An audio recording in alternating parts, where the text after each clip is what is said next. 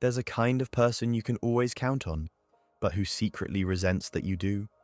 The strong ones, the reliable ones, the I'll handle it types. They're the ones who look composed when everything's falling apart. The ones who make calm look like a superpower, but inside they're one more favor away from vanishing for good.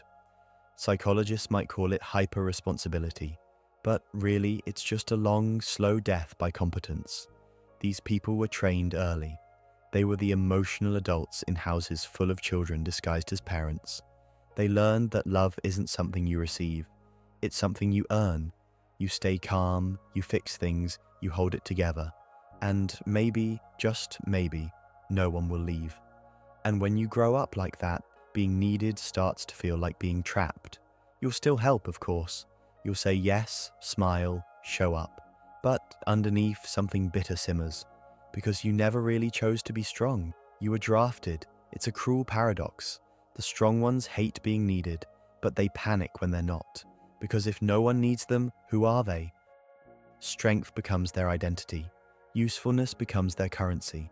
And every act of care comes with a quiet tax. Resentment, self-erasure, fatigue. Society rewards it, of course. We call it maturity, responsibility, being grounded. But what we really mean is, you bleed quietly.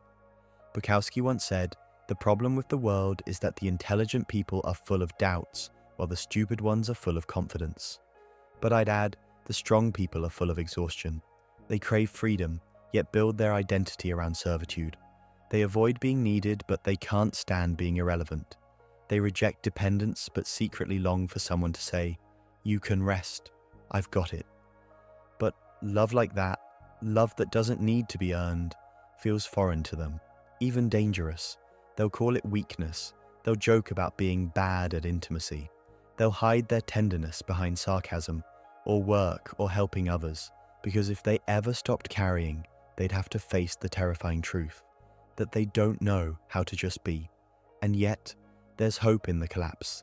There's freedom in the first time you say, "I can't do this right now," and the world doesn't fall apart, because the real strength, the kind that doesn't rot from the inside, comes when you stop performing it, when you let yourself need without shame, when you let someone care for you, not because you've earned it, but because you exist.